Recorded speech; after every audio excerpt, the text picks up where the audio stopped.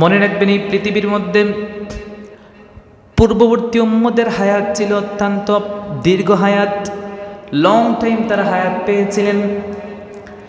অন্যান্য নবীদের উম্মতদের হায়াতের সীমা ছিল বেশি, তাদের শরীরের শক্তিও ছিল বেশি, ইবাদতের সুযোগ তারা পেয়েছিলেন বেশি। লম্বা হায়াত পাওয়ার কারণে বেশি বেশি আল্লাহর ইবাদত করতে পেরেছেন, আল্লাহকে খুশি করার চেষ্টা করেছেন। কিন্তু আমরা উম্মতে মুহাম্মদী একদিক দিয়ে সময় অল্প, আরেক দিক দিয়ে আমরা দুর্বল। আমাদের দৈহিক শক্তি তেমন একটা বেশি না, চাইলেও খুব একটা বেশি আমরা ইবাদত করতে পারি না।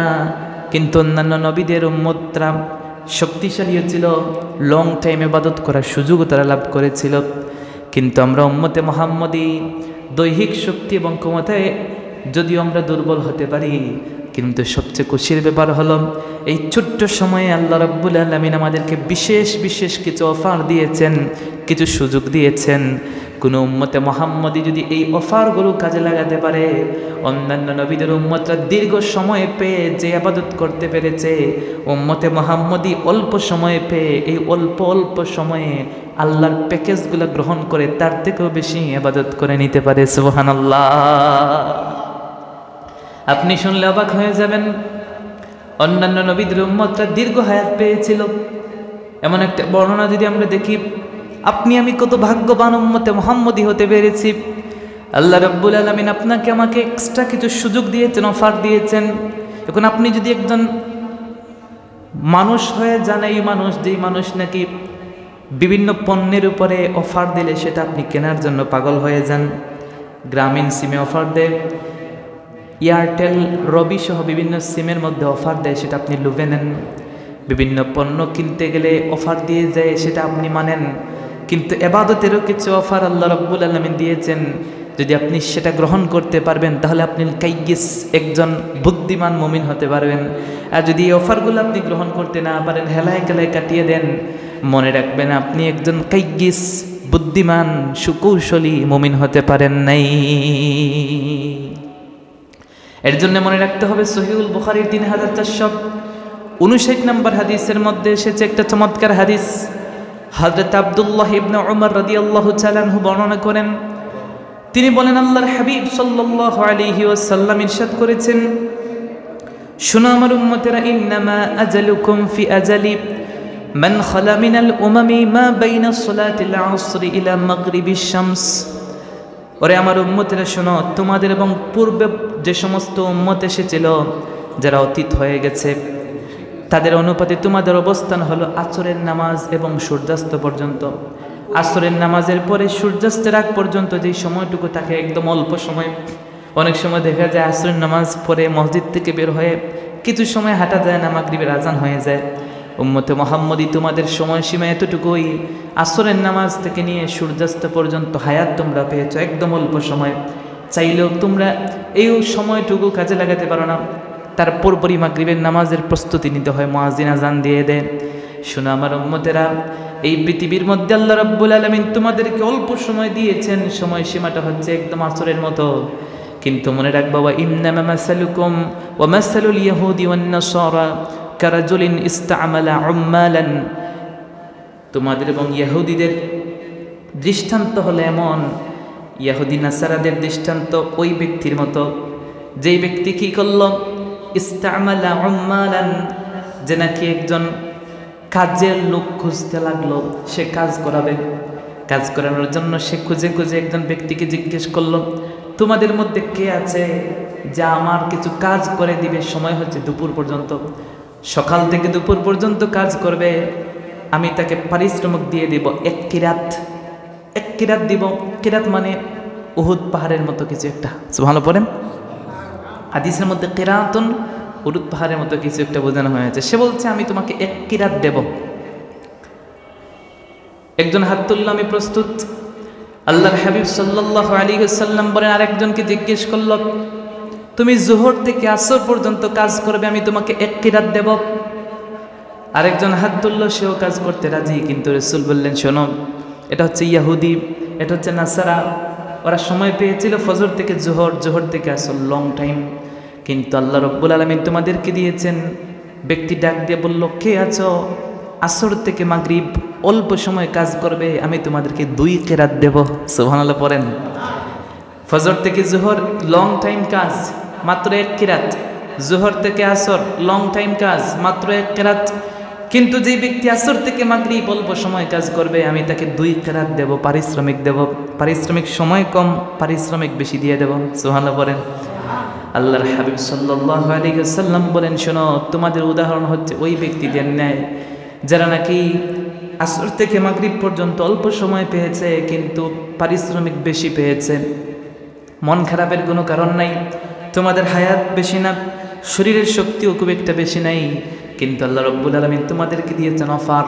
রজব মাসের অফার দিয়েছেন, শাবান মাসে অফার দিয়েছেন, রমাদান মাসে অফার দিয়েছেন, তোমাদেরকে দিয়েছেন শবে মেরাজ দিয়েছেন, তোমাদেরকে শবে বরাত দিয়েছেন, তোমাদেরকে লাইলাতুল কদর দিয়েছেন, তোমাদেরকে ঈদুল ফিতর দিয়েছেন, ঈদুল আদহা দিয়েছেন, তোমাদেরকে জুমআর দিন দিয়েছেন, প্রতি মাসে 3টা আইয়ামে বীজের রোজা দিয়েছেন।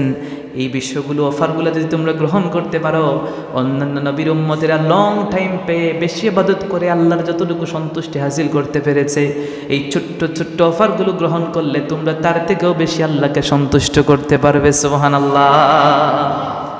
এবার কথা হলো, আপনি যদি হন একজন বিচক্ষণ, আল কাইয়িস মান দানা নাফসাহু ওয়া আমালা বিমা ফিল গাদ, ওই মুমিন হচ্ছে সবচেয়ে কাইয়িস, বুদ্ধিমান, ক্লেভার, যে নাকি তার নিজের চিন্তা বেশি করে আখেরাতের সামানা যোগায়, অন্তরের কথা শোনে না, দুনিয়ার চাকচিক্যের দিকে বেশি তাকায় না, আখেরাতের প্রিপারেশন নেয়, আখেরাতের জন্য প্রস্তুতি নেয়।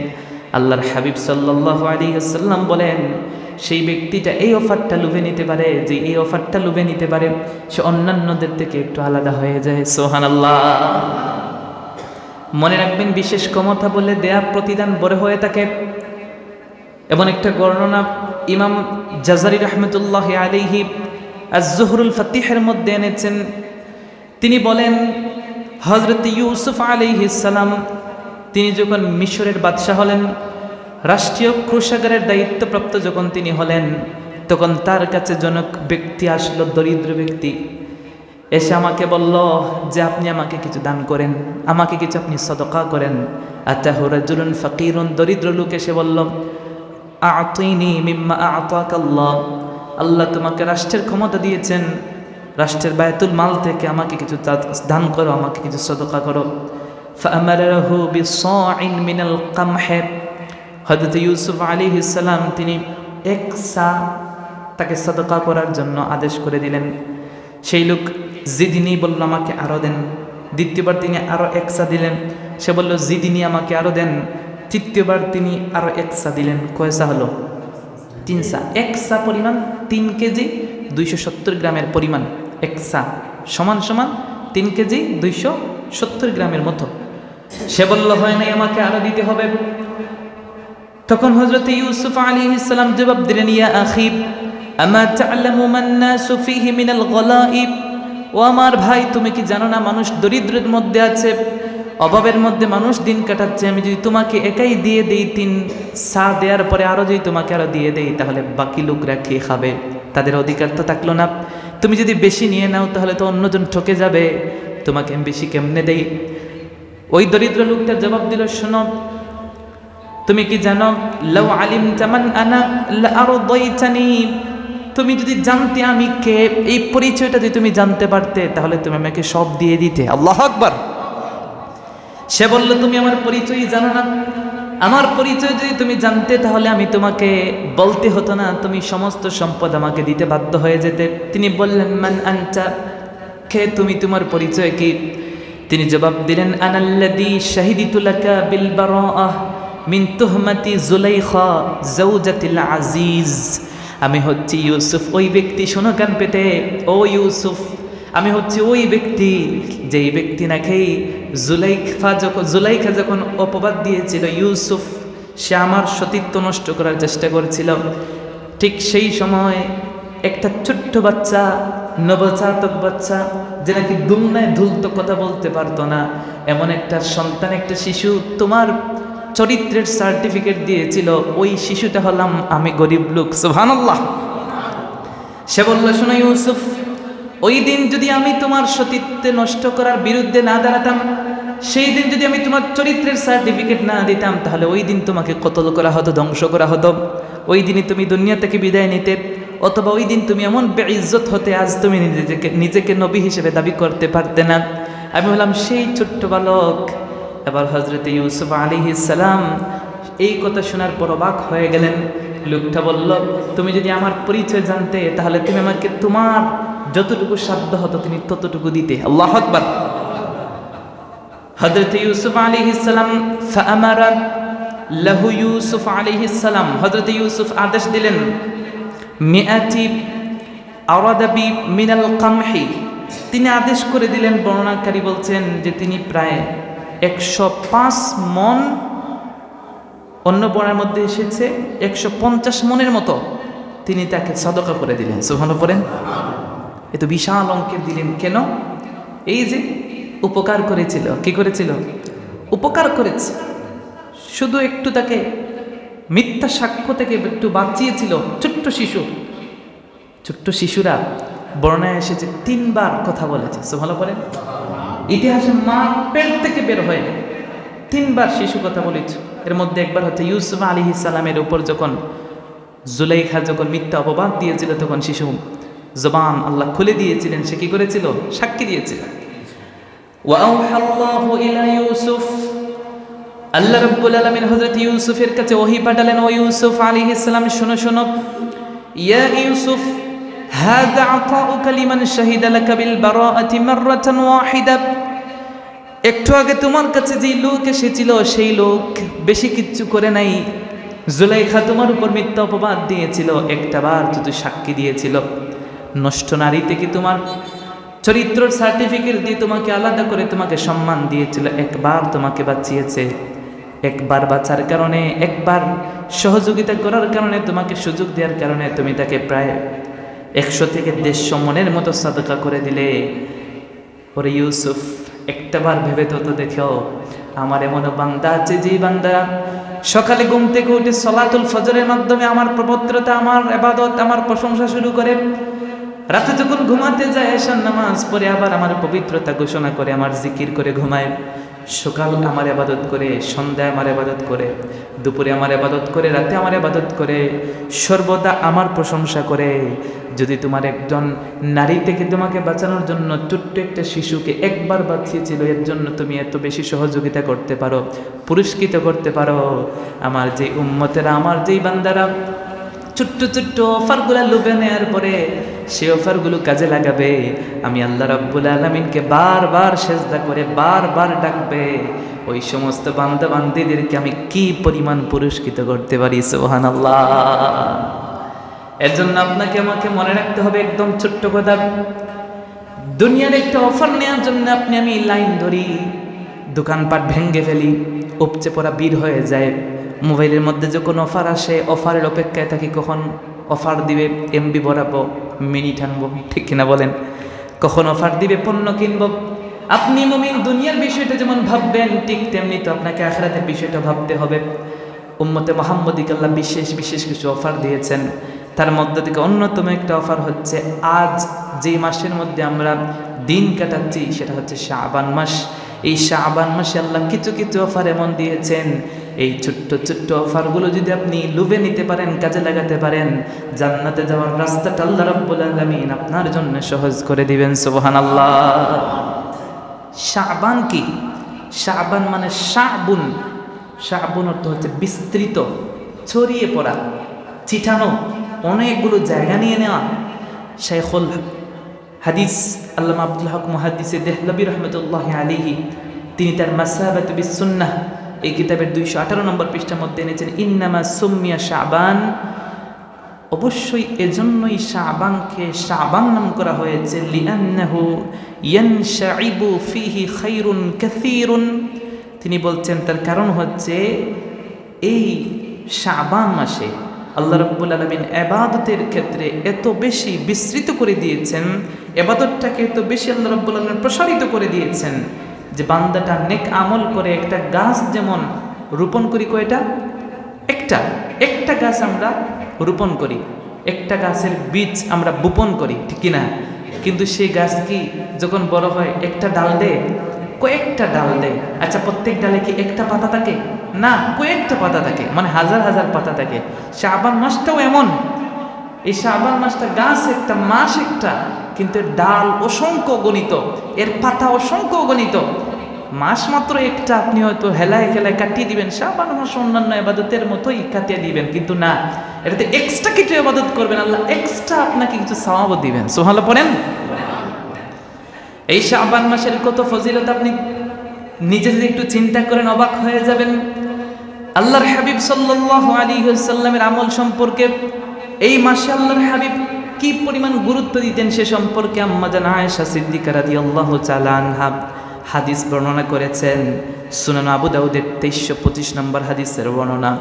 হযরত আব্দুল্লাহ ইবনে আবুল কাইস রাহমাতুল্লাহি আলাইহি তিনি বলেন, সামিআতু আয়েশা রাদিয়াল্লাহু তাআলা আনহা, আমরা আমাদের আম্মা জান হযরত আয়েশা সিদ্দিকা রাদিয়াল্লাহু তাআলা আনহাকে বলতে শুনেছি, তিনি আমাদেরকে জানিয়েছেন রাসূলের আমল ছিল এমন, কানা রাসূলুল্লাহ সাল্লাল্লাহু আলাইহি ওয়াসাল্লাম ইয়াতাহাফফাযু মিন শাবান মা লা ইয়াতাহাফফাযু মিন গায়রিহি। রাসূল শাবান মাসটাকে এত বেশি পরিমাণে গুরুত্ব দিতেন, অন্য কোনো মাসকে রাসূল এত বেশি গুরুত্ব দিতেন না। সুবহানাল্লাহ। সুম্মা ইয়াসুমু লিরু'য়াতি রমাদান فإن غم عليه عدة 30 يوما ثم صام। আল্লাহর হাবিব সাল্লাল্লাহু আলাইহি ওয়াসাল্লাম অন্য কোনো মাসের হিসাব তত বেশি গুরুত্ব দিতেন না, কিন্তু এই মাসের হিসাব রাসূল খুব গুরুত্ব দিয়ে করতেন। যেমনটা আমরা রমাদানের প্রত্যেকটা দিন গণনা করি, রাসূল করিম সাল্লাল্লাহু আলাইহি ওয়াসাল্লাম শাবান মাস কইভাবে গুরুত্ব দিতেন, এমনকি তিনি গুনে গুনে দিন পার করতেন। সুবহানাল্লাহ। আম্মা জান আয়েশা সিদ্দিকা রাদিয়াল্লাহু তাআলা আনহা আরো একটু বাড়িয়ে বলেছেন, রাসূল করিম সাল্লাল্লাহু আলাইহি ওয়াসাল্লাম শাবান মাসের প্রথম যেদিন চাঁদ দেখতেন, ওই দিন থেকে রাসূল রোজা রাখা শুরু করতেন। পুরোটা মাস তো রাখতেনই, এমনকি মেঘাচ্ছন্ন আকাশ থাকার কারণে যদি চাঁদ দেখা না যেত, আল্লাহর হাবিব সাল্লাল্লাহু আলাইহি ওয়াসাল্লাম ফাইন গুম্মা আলাইহি ইদ্দাতা 30 ইয়াওমান, আল্লাহর হাবিব সাল্লাল্লাহু আলাইহি ওয়াসাল্লাম পুরো শাবান মাস রোজা রাখতেন, 30 দিন পূর্ণ করতেন। সুবহানাল্লাহ। অন্য বর্ণনার মধ্যে এসেছে আল্লাহর হাবিব সাল্লাল্লাহু আলাইহি ওয়াসাল্লামের শাবান মাসের ব্যাপারটাকে আল্লাহর হাবিব সাল্লাল্লাহু আলাইহি ওয়াসাল্লাম কিভাবে দেখতেন সে সম্পর্কে সুনান তিরমিজির মধ্যে এসেছে 687 নম্বর হাদিসের বর্ণনা। হযরত আবু হুরায়রা রাদিয়াল্লাহু তাআলা আনহু তিনি বলেন, আল্লাহ রাসূল সাল্লাল্লাহু আলাইহি ওয়াসাল্লাম আমাদেরকে বলেছেন, আমরা শুনেছি আল্লাহর হাবিব বলেছেন, আহসু হিলালা শাবান লিরমাদান। আল্লাহর হাবিব বলেছেন, আমার উম্মতেরা তোমরা রমাদানের মাস নির্ধারণের জন্য গুরুত্বের সাথে শাবানটাকে একটু গণনা করো। সুবহানাল্লাহ পড়েন। আল্লাহর হাবিব সাল্লাল্লাহু আলাইহি ওয়াসাল্লাম বলেছেন, সুমু লিরুয়াতিহি ওয়া আফতিরু লিরুয়াতিহি। তোমরা রোজা রেখে, কি বলে, তোমরা সূর্য, কি বলে, চাঁদ দেখে রোজা রাখবা, এবং তোমরা ঈদ করবে, রোজা ত্যাগ করবে, ইফতার করবে, তাও তোমরা চাঁদ দেখে করবে। ফাইন গুম্মা আলাইহি ইদ্দাতা 30 ইয়াওমান, যদি মেঘাচ্ছন্ন আকাশ থাকার কারণে তোমরা 30 দিন বা 29 দিনের দিন যদি তোমরা চাঁদ দেখতে না পাও, আল্লাহর হাবিব বলেন 30 দিন পূর্ণ করবা। আল্লাহর হাবিব সাল্লাল্লাহু আলাইহি ওয়াসাল্লাম বলেছেন, শাবান মাসটাকে একটু গুরুত্ব দিবা, শাবান মাসের প্রত্যেকটা দিন নিজে একটু ডায়েরি করবা, নিজে একটা সাজেশন তৈরি করবা। এই 30টা দিন তোমরা 30টা দিনই তোমরা আল্লাহর ইবাদতের মধ্যে কাটাবা। আল্লাহর হাবিব সাল্লাল্লাহু আলাইহি ওয়াসাল্লাম বলেছেন, এই শাবান মাস, যদি হাদিস নিয়ে কিছু কথা আছে, কিন্তু আমলের ক্ষেত্রে হাদিসটা মানা যায়, কোনো সমস্যা নাই। আল্লাহর হাবিব বলেছেন, রমাদান শাহরুল্লাহ, এটা হচ্ছে আল্লাহর মাস, রমাদান মাসটা আল্লাহর। এই হাদিস নিয়ে যদি উলামায়ে কেরাম কথা বলেছেন, কিন্তু তারিখে দিমাশকের মধ্যে ইবনে আসাকির নকল করেছেন 72 নম্বর পৃষ্ঠার 72তম খণ্ডের 155 নম্বর পৃষ্ঠার 14153 নম্বর হাদিসে এনেছেন। তিনি বলেন, হাদিস নিয়ে যদিও মুহাদ্দিসিনে কেরাম কিছু কথা বলেছেন, কিন্তু আমলের ক্ষেত্রে হাদিসটা খুবই উপকারী আসবে। আল্লাহ বলেছেন শাহরুল্লাহ, রমাদানটা তো আল্লাহর মাস। রাসূল বলেন, শাবানু শাহরি, শাবান মাস হচ্ছে আমার মাস। অতএব আমার উম্মতেরা শোনো শোনো, আল মুতাহহিরুনা রমাদান আল মুকাফফির, তিনি বলেছেন শাবান মাস তোমাদেরকে পবিত্র করবে। তার মানে শাবান মাসে বেশি বেশি করে তাওবা করবে, বেশি বেশি করে রোজা রাখবে, বেশি বেশি করে ইবাদত করবে, একটু পবিত্র হবে। ভালো করে যখন আমরা কোথাও যাই, ভালো করে আমরা গোসল করি, সুন্দর কাপড় পরিধান করি, একটু প্রিপারেড হই, একটু আমরা প্রস্তুতি নেই। কোথাও যাব, মানুষের সামনে যাব, নতুন জায়গায় যাব, আমাদের একটা দুনিয়াবি প্রস্তুতি আছে। রাসূল বোঝাতে চেয়েছেন রমাদান তোমাদের মধ্যে প্রবেশ করবে, তার আগে আগেই তোমরা একটু প্রস্তুতি হও, গুনাহ থেকে একটু পাক চাপ হও, একটু পবিত্র হয়ে যাও। পবিত্র অবস্থায় তোমরা রমাদানে প্রবেশ করো। অবশ্যই রমাদানটা তো এমন মুকাফফিরাতুন, এই রমাদানটা তোমার জীবনের সমস্ত গুনাহগুলো একদম ধুয়ে মুছে জ্বালিয়ে একদম সাই করে দিবে। সুবহানাল্লাহ। এই শাবান মাস আল্লাহর হাবিব সাল্লাল্লাহু আলাইহি ওয়াসাল্লাম সবচেয়ে বেশি গুরুত্ব দিতেন রমাদানের পরে। অন্যান্য 11 মাসের মধ্যে আল্লাহর হাবিব সাল্লাল্লাহু আলাইহি ওয়াসাল্লাম রমাদান থেকে কি পরিমাণ গুরুত্ব দিতেন সে সম্পর্কে সহিহুল বুখারীর 1969 নম্বর হাদিসের মধ্যে এসেছে। আম্মা জান আয়েশা সিদ্দিকা রাদিয়াল্লাহু তাআলা আনহা বলেন, আল্লাহর হাবিব সাল্লাল্লাহু আলাইহি ওয়াসাল্লামের আমল ছিল এমন, কানা রাসূলুল্লাহ সাল্লাল্লাহু আলাইহি ওয়াসাল্লাম ইয়াসুমু, আল্লাহর হাবিব সাল্লাল্লাহু আলাইহি ওয়াসাল্লাম এই শাবান মাসে এমনভাবে রোজা রাখা শুরু করতেন, হাত্তা নাকুলু লা ইফতির, আমরা বলা বলি শুরু করে দিতাম রাসূল এমনভাবে রোজা রাখা শুরু করেছেন, মনে হয় রাসূল আর জীবনে কখনো তিনি রোজা ত্যাগ করবেন না। আল্লাহু আকবার। আম্মা জান আয়েশা সিদ্দিকা বলেন, আল্লাহর রাসূলের আরেকটা আমল ছিল এমন, ওয়ালা ইফতিরু বা ওয়াইফতিরু হাত্তা নাকুলু লা ইয়াসুম, আল্লাহর হাবিব রোজা রাখা বন্ধ করে দিতেন, এমনভাবে রোজা রাখা অফ করতেন আমরা মনে করতাম হয়তো রাসূল আর জীবনে কখনো তিনি রোজা রাখবেন না। আম্মা জান আয়েশা রাদিয়াল্লাহু তাআলা আনহা বলেন, দুনিয়ার মানুষ, তবে সবচেয়ে গুরুত্বপূর্ণ কথা হলো ফামা রাআইতু রাসূলুল্লাহি সাল্লাল্লাহু আলাইহি ওয়াসাল্লাম ইস্তাকবালা সিয়ামা শাহরিন ইল্লা রমাদান, আমি আল্লাহর হাবিব সাল্লাল্লাহু আলাইহি ওয়াসাল্লামকে রমাদান ছাড়া অন্য কোনো মাসে পূর্ণ মাস জুড়ে রোজা রাখতে আমি দেখি নাই। কেবলমাত্র একটা মাসে আল্লাহর হাবিব সাল্লাল্লাহু আলাইহি ওয়াসাল্লাম পূর্ণ মাস জুড়ে রোজা রাখতেন। ওয়ামা রাআইতুহু আকসারা সিয়ামান মিনহু ফি শাবান, আর এই সেই মাসটা ছিল পবিত্র শাবানুল মুআজ্জম। সুবহানাল্লাহ। অন্য হাদিসের মধ্যে এসেছে আল্লাহর হাবিব সাল্লাল্লাহু আলাইহি ওয়াসাল্লামের আমল সম্পর্কে।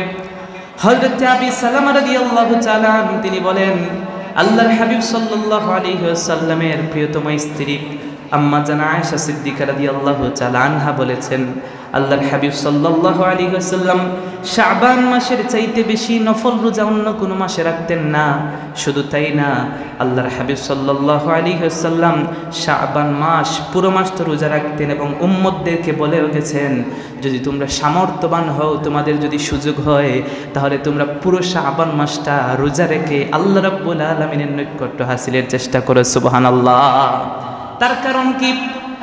আল্লাহর হাবিব বলেছেন, ফাইন্নাল্লাহা ইয়ামুল্লু হাত্তা তামুল্লু ওয়া আহাব্বুস সালাতি ইলান নাবিয়্যি মা দুইমা আলাইহি ওয়া ইন কাল্লাত ওয়া কানা ইযা সাল্লা সালাতা দাওয়াম আলাইহা।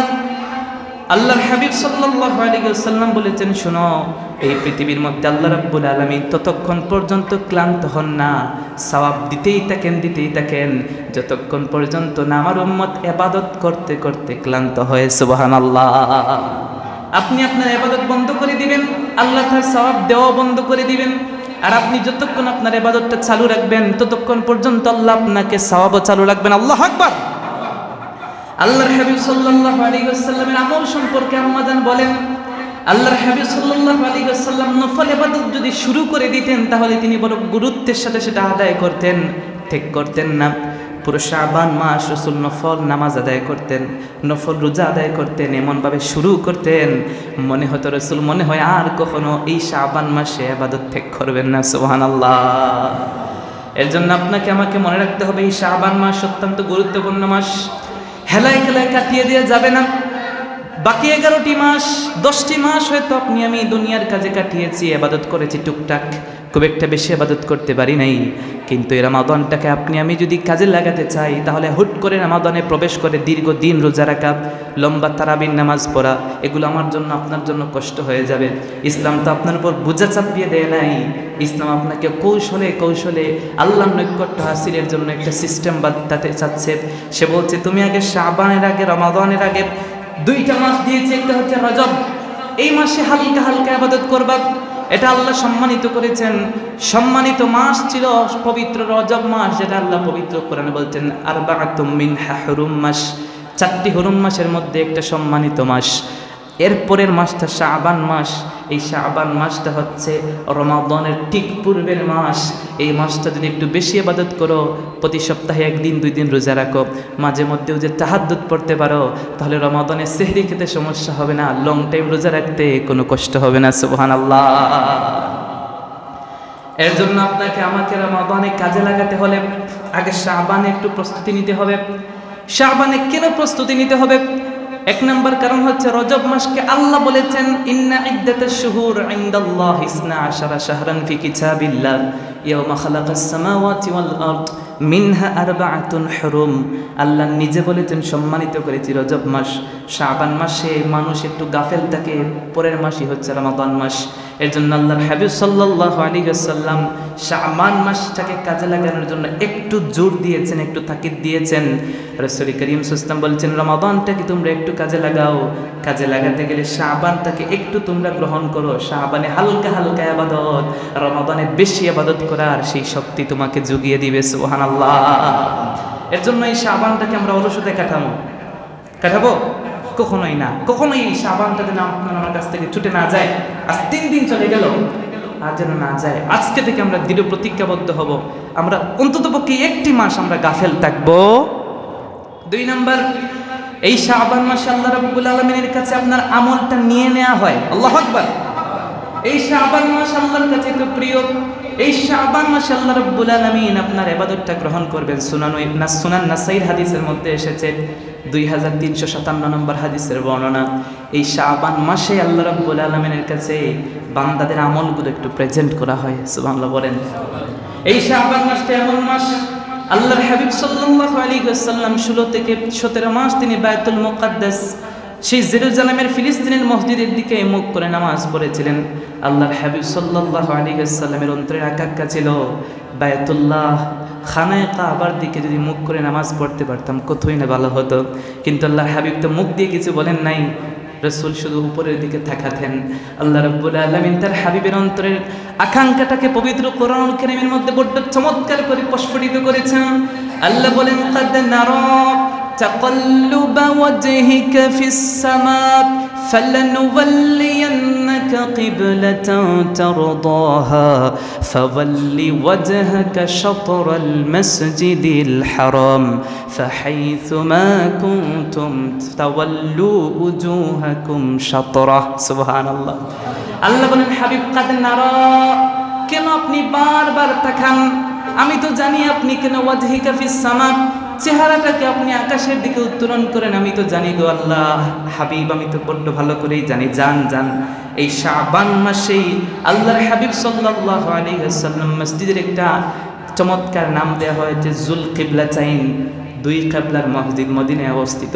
রাসূল সেই মদিনার মসজিদে যখন নামাজ পড়ছিলেন, আল্লাহ রাব্বুল আলামিন ঠিক সেই সময় শাবান মাসে এই আয়াত নাজিল করে আল্লাহর হাবিব সাল্লাল্লাহু আলাইহি ওয়াসাল্লাম বললেন জান আজ থেকে আর বাইতুল মুকাদ্দাস কিবলা না, বায়তুল্লাহ খানায়ে কাবাকে আপনার জন্য কিবলা বানালাম। সুবহানাল্লাহ। এর মাধ্যমেও কিন্তু আল্লাহ রাব্বুল আলামিন শাবানের মর্যাদা বোঝাতে চেয়েছেন। 3 নম্বর, আল্লাহর হাবিব সাল্লাল্লাহু আলাইহি ওয়াসাল্লাম শাবানে বেশি বেশি রমাদানের প্রস্তুতি পূর্বক তিনি রোজা রাখতেন। হাদিসের মধ্যে এসে যে পুরো মাস আল্লাহর হাবিব রোজা রাখতেন। আপনিও আমি যেন এই শাবান মাসটা পুরো মাস না পারলেও অন্ততপক্ষে প্রতি সপ্তাহে 2টা 3টা দিন রোজা রাখবো। পারবো না ইনশাআল্লাহ? আল্লাহর হাবিব সাল্লাল্লাহু আলাইহি ওয়াসাল্লাম বলেছেন শাবান মাসের জন্য কিনে রোজা রাখবা।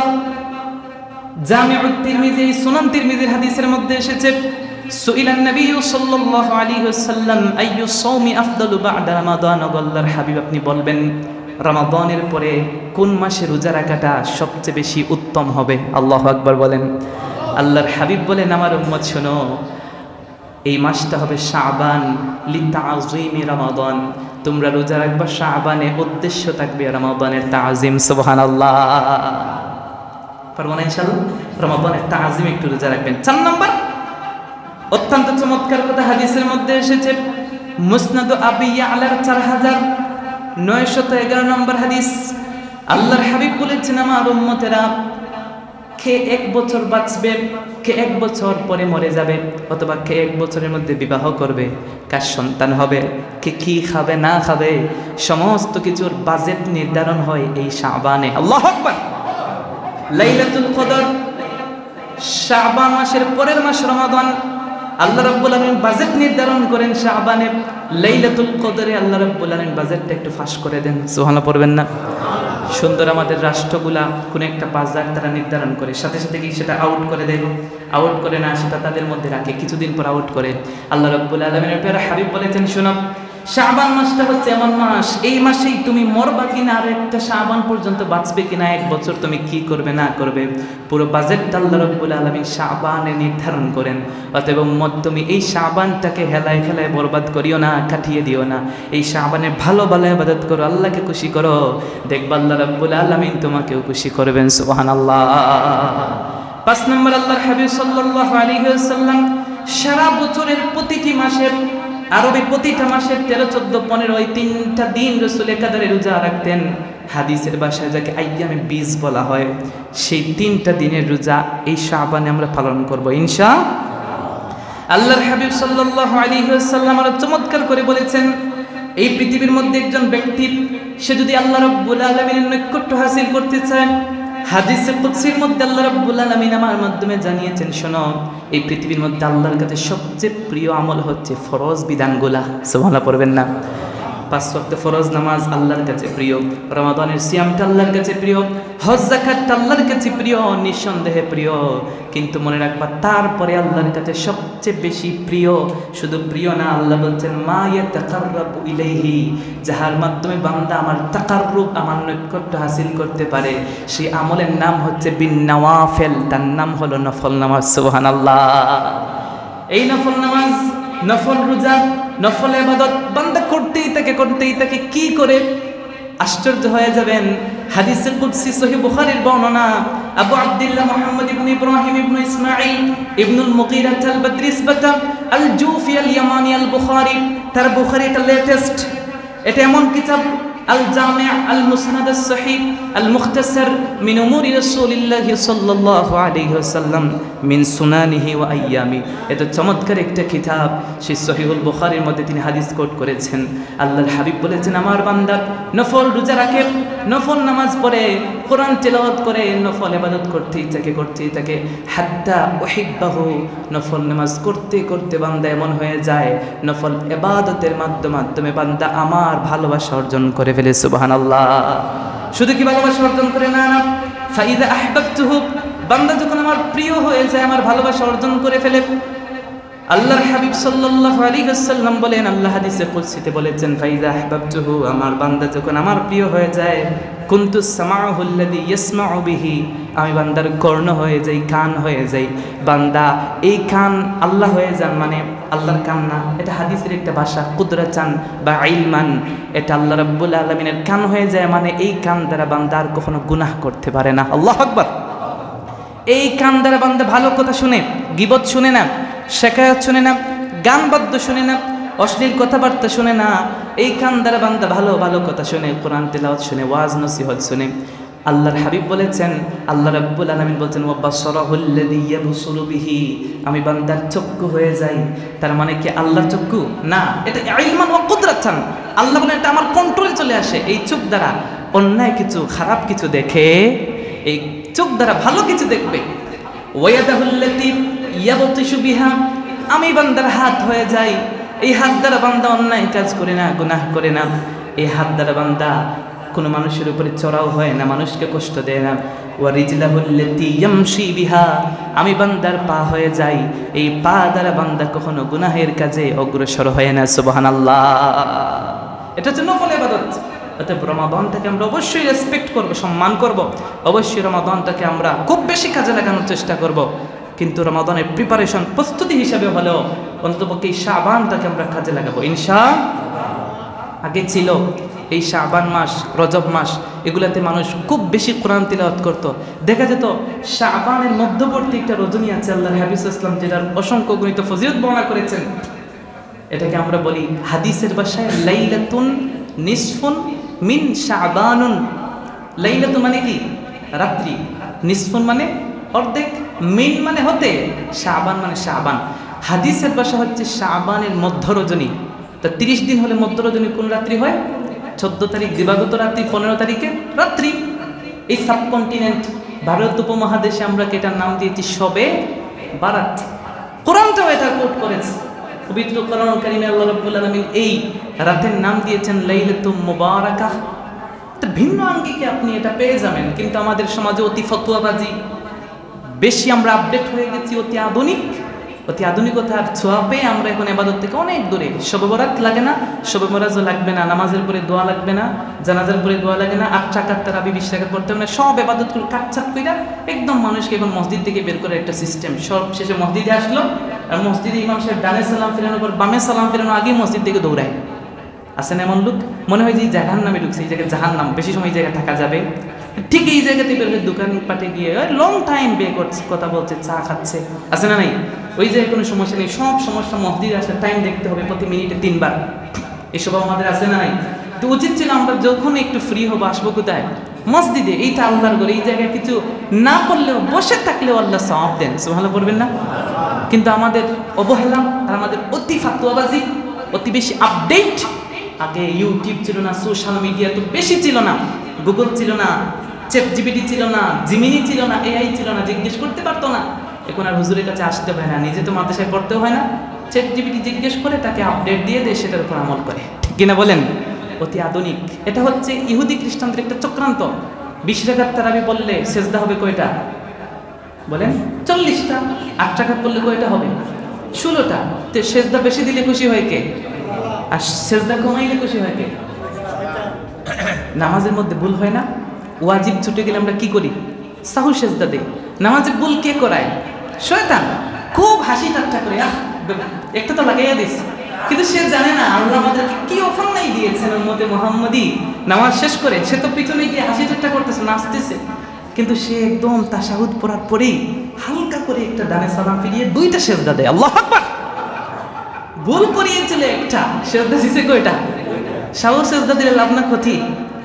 শয়তান তো খুশি, পিছনে গিয়ে লাফাইতেছে, যেমন তো সালাম ফিরানোর সময় এখন তার সাথে থাকা দরকার, চলে যায় নামাজে ভুল লাগানোর পর অন্যের কাছে চলে যায়। কিন্তু উম্মতে মুহাম্মাদি তো আরো চালাক, আল্লাহ একটু সুযোগ দিয়েছেন। অফার বলছেন তাশাহুদের পরে হালকা করে ডানে একটু সালাম ফিরাইয়া 2টা সেজদা একসাথে দিয়ে দিবা। শয়তান তোমার যে ক্ষতি করেছিল তার থেকে বেশি লাভ তোমার হয়ে যাবে। সুবহানাল্লাহ বলবে না? তখন তার ভুল হওয়ার সুযোগ নাই। এরপরে আর তাশাহুদে ভুল হবে? ভুল হলেও সমস্যা নাই, তাশাহুদ পরিমাণ সময় বসে থাকলে নামাজ আদায় হয়ে যায়। সালাম ফিরায় শয়তান তো কান্না করে, হায় হায় কি চাইলাম আর কি হলো, চাইলাম একটু ক্ষতি করতে, এখন দেখলাম আমারই ক্ষতি হয়ে গেল। সে শয়তান হয়েছে কিসের জন্য? সেজদা না দেওয়ার কারণে। সমাজে কিছু আলেম রূপদারি কিছু শয়তান বের হয়েছে, মানুষকে সেজদা থেকে দূরে সরায়। কাবলাল জুমা লাগে না, বাদাল জুমা লাগে না, নফল নামাজ কিচ্ছু লাগে না, কিচ্ছু নাই। বুঝেন নাই? শবে বরাত নাই, শবে মেরাজ নাই, লাইলাতুল কদর নাই, নফল নামাজ নাই, তুমিও নাই, আমি নাই, আছে কে? সবাই কিন্তু কাটছাট দিয়ে দিলেন। তো অতিফাত্তবাদিতে যাবেন না। নফল ইবাদত করতে, নফল দোয়া করতে কোনো টাইমের দরকার নাই, কোনো শর্ত নাই, কোনো সময় লাগে না। আপনি দোয়া করবেন, এতে সময়ের দরকার আছে? দরকার নেই। তাহলে এই শাবানটা আগে দেখা যেত, আমাদের মা বোনরাও এমন হতো, শাবানের মধ্য রজনী আসার আগেই তারা সবাই মিলে পবিত্র কোরআনের খতম দিত। আছে না নাই? মসজিদে আসতে, হুজুরের কাছে দোয়া চাইতে, প্রত্যেক বাড়িতে বাড়িতে মিলাদ মাহফিল হতো, কোরআন তেলাওয়াত হতো, প্রত্যেক দোকানপাটে আগে আল্লাহর নাম হতো। এগুলো এখন উঠিয়ে দিয়েছে, যেখানে বরকত নাই, প্রত্যেক ঘরে অশান্তি। তার কারণ কি? কোরআন থেকে দূরে চলে গেছে, ইবাদত বন্দেগী থেকে অনেক দূরে। অফার দিয়েছে, এখন সব কিছু কাটছাট করে দিয়েছে, বেশি ইবাদত করা লাগে। এগুলোর পরিবর্তন আনা দরকার। অতিফাত্তবাদিতে গিয়ে আমাদের একদম ধ্বংসের দ্বারপ্রান্তে আমরা উপনীত হয়েছি, যার কারণে আমাদের ঘরে বাহিরে কোথাও আর শান্তি। আমরা অতি আপডেট। আমরা ইহুদি খ্রিস্টানের দেশের মধ্যে দেখি, ওই দেশে যদি একটা মেয়ে ছোট্ট কাপড় পরে, আমার মেয়েটাকে ছোট্ট কাপড়ই পরতে হবে, ঠিক না?